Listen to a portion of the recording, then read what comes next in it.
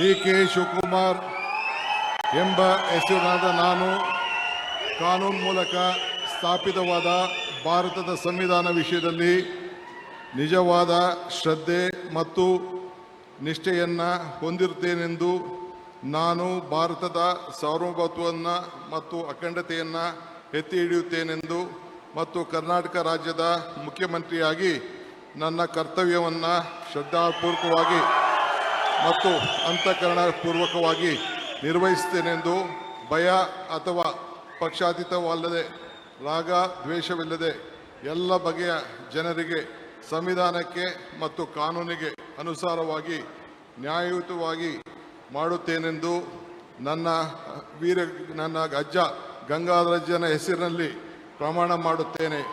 ಶ್ರದ್ಧಾಪೂರ್ವಕವಾಗಿ ಪ್ರತಿಜ್ಞೆಯನ್ನು ಮಾಡುತ್ತೇನೆ.